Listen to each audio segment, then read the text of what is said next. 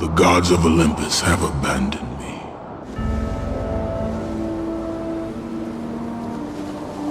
Now there is no hope. And Kratos cast himself from the highest mountain in all of Greece. After 10 years of suffering, 10 years of endless nightmares, it would finally come to an end. Death would be his escape from madness.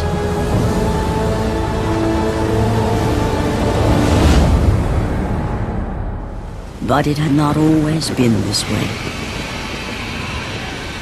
Kratos had once been a champion of the gods.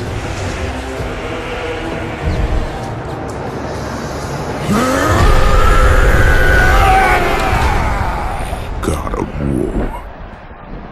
I haven't forgotten you. For what you did that night, this city will be your grave.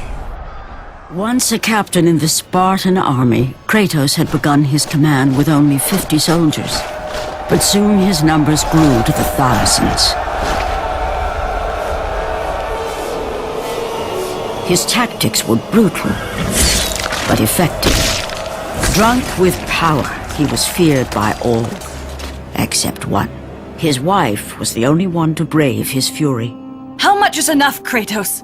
When will it end? When the glory of Sparta is known throughout the world. The glory of Sparta. You did this for yourself. His desire for conquest knew no bounds, but that which he desired would ultimately consume him. The youngest and boldest captain in the Spartan army, Kratos inspired fierce loyalty in his men. It had always been enough to carry them through any battle, until this day.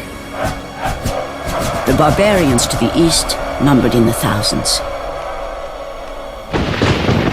and descended on the Spartans without mercy.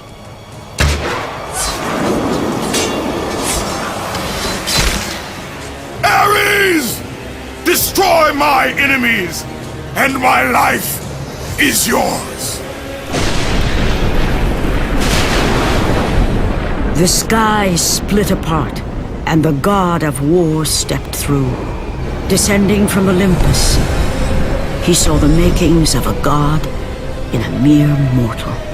Ares would save Kratos. He would turn him into the perfect warrior, his servant on Earth. Only a simple pledge of loyalty was required. My life is yours, Ares. From this day, I shall carry forth your will. Emboldened by the god of war, Kratos' army was ruthless, feared throughout the world for their brutality. All that mattered was conquest in the name of Kratos, their great leader, who had become near invincible. He feared nothing. But there was something about this temple, something forbidden. Beware, Kratos. The dangers in the temple are greater than you know. But the village oracle's warning fell on deaf ears. His ambition would not be denied. All who opposed him would die.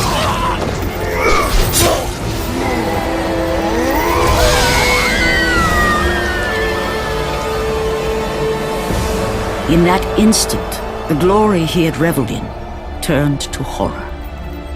The image of his two final victims would stay with him for all his days. With that act, Kratos knew he could no longer serve his master. He had but one calling now, the death of Ares. He would murder the god of war. Kratos had traversed the desert of lost souls, bested the deadly traps of Pandora's temple, and escaped Hades itself. There was but one task left. Kratos returned even from the underworld. Is this the best you can do, father? You send a broken mortal to defeat me, the god of war? After thousands of years, Pandora's box was finally opened. The power of the gods unleashed.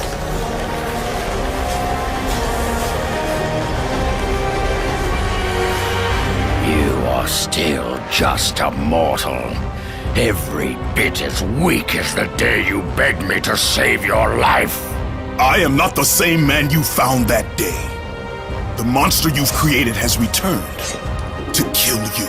You have no idea what a true monster is, Kratos.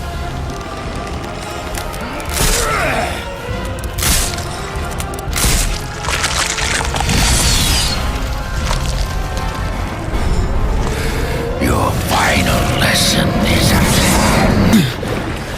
Remember, Kratos, it was I who saved you in your time of greatest need. I haven't forgotten, Ares. I remember how you saved me. That night, I was trying to make you a great warrior. You succeeded.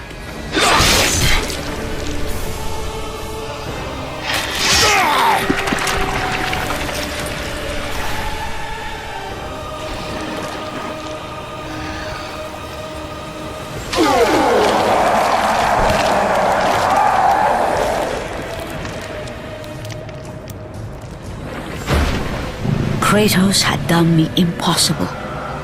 A mortal defeating a god. Ares was no more.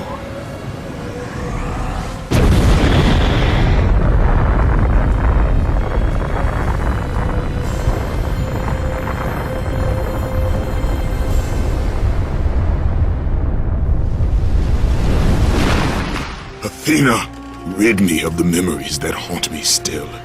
You have done well, Kratos. Though we mourn the death of our brother, the gods are indebted to you. We promised your sins would be forgiven, and so they are. But we never promised to take away your nightmares. No man, no god could ever forget the terrible deeds you have done. In the end, knowing the visions of his past would never leave him, Kratos made his way to the bluffs overlooking the Aegean Sea. The gods of Olympus have abandoned me.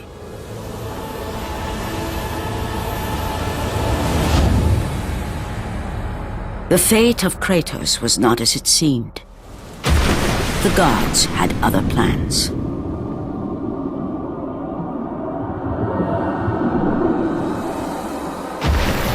Borne aloft like a feather, Kratos found himself risen from the sea and placed on solid earth. You will not die this day, Kratos. The gods cannot allow one who has performed such service to perish by his own hand. Ares' tactics were brutal. His path of destruction had to be stopped. But now there is an empty throne in Olympus, and a new god of war is needed. And from that point forward, throughout the rest of time, whenever men rode forth to battle for good cause or for evil, they did so under the watchful eye of the man who had defeated a god. They were driven forward by Kratos, the mortal who had become the new god of war.